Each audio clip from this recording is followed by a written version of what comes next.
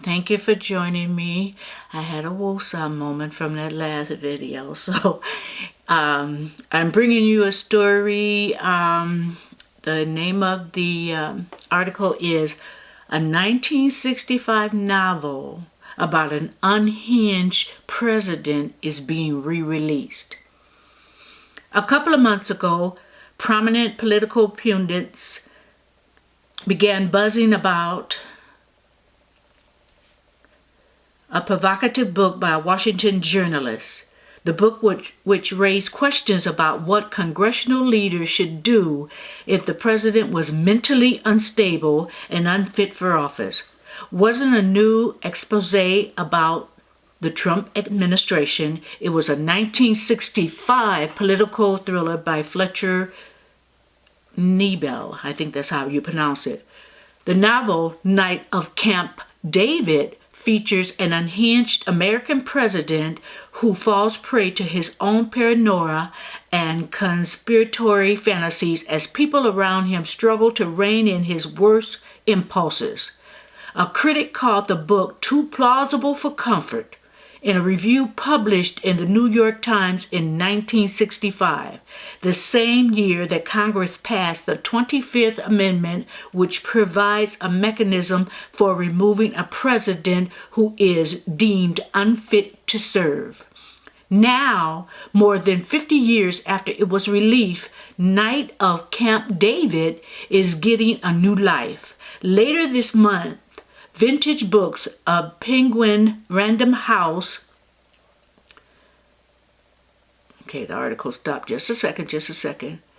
Random House imprint is re-releasing the novel as a paperback, ebook, and audiobook. I want to read that because we know who we thinking about. The publisher isn't shying away from drawing parallels between the novel and our current overheated political climate, with a dramatic black cover flap that reprises the tagline in the original novel. What would happen if the president of the USA went stark raving mad? Now, there's more to this article, and as always, I'll leave the link in the description area. Who they talking about? First person who came to mind, well, they kind of mentioned that, you know, it reflects on our political climate, what's going on right now, the revamp of the book. But we knew before we even said that. When we said it was stark raving mad and all them other adjectives that went with it, that they were talking about Trump. Okay, so haven't he given signs that he's not dealing with a full deck? Isn't he? I mean, he's all up in the NFL. You got better things to do. We've been so close to nuclear war. I mean, in all the years that I've known different presidents, I believe this is the closest. And I believe in the article it does mention North Korea in the book. And actually, let me read you this. Let me see if I can get down to this, because this is good. Okay, the character, the president in the book, is Democrat called Mark Hallenbach. He rants about his perceived political enemies and imaginary plots against him. He rails against the media and accuses a newspaper columnist of leading a conspiracy to discredit him. He tries to undo America's long-standing alliances with Western Europe and arranges a high-level conference with the Soviet premier that could damage our national security, according to the New York Times review. Bizarrely, there's even a Supreme Court justice in the novel whose last name is Kavanaugh.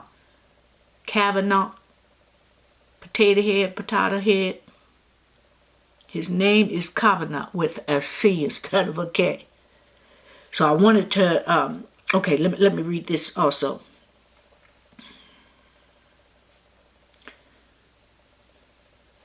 There have been some notable exceptions. The President is Missing, a novel about a fictional president that was written by Bill Clinton and James Patterson and have sold more than 1 million copies. But other works of political fiction have fallen flat, perhaps because the genre has limited appeal at a moment where the headlines are often more dramatic than anything a screenwriter or novelist could dream of. A handful of novelists has written fictional critiques of Trump, mostly with disappointing commercials results. Howard Jacobson published a satirical political allegory about a vain, vulgar prince that fell flat with critics and readers. So I'll leave it there. But if we're dealing with some insane situations, I'll put it that way, right now. We're dealing with someone who despises criticism on itself. We're dealing with someone who disrespects women or anybody who asks the hard questions. We're dealing with someone who has displayed, I always want to say delusions of grandeur. I think it's illusions of grandeur. Delusions? It's delusions, isn't it? Okay. Well, he's displaying that. 45. He's power hungry. He's attention hungry. I think that's why him and Kanye get along. For now. I believe that it's going to be a blow up between the two of them. But that's just my personal belief. And I want to have a front seat with some popcorn when that happens, because it's going to be headlines, it's going to be interesting. I'm going to sit back and just watch the fireworks. Maybe. Because see, Kanye mental state, may be questionable also. And I'm not making fun of mental illness, because a lot of people walking around, and with the stress of this world and society and the pressures, sometimes you have to take a little something, And so I'm not trying to shame mental illness. However, if you're the President of the United States and you're meeting with another person that, it wouldn't hurt to take a pill or two, and if you're the president and, you may or may not be wrapped too tight, then that's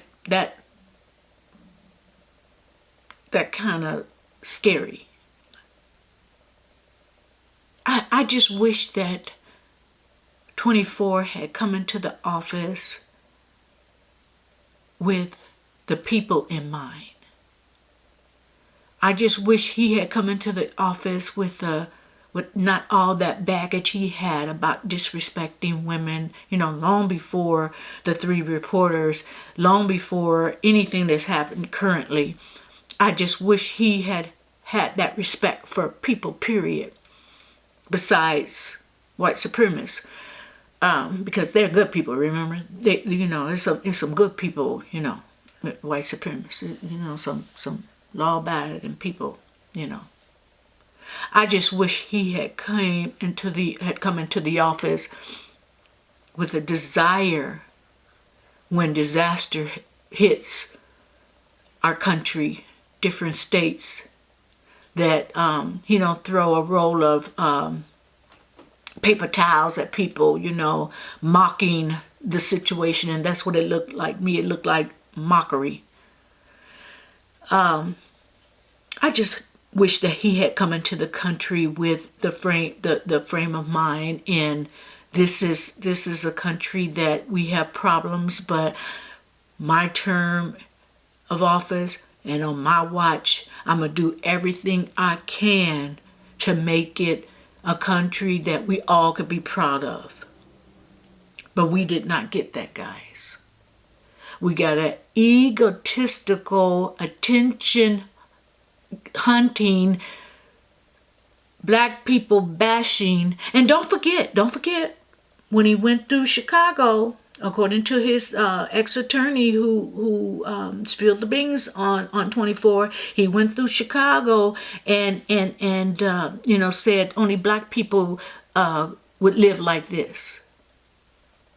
And also, the attorney says, at a rally, is looking kind of vanilla out there, and he had the response, "Well, black people are too stupid to vote for me."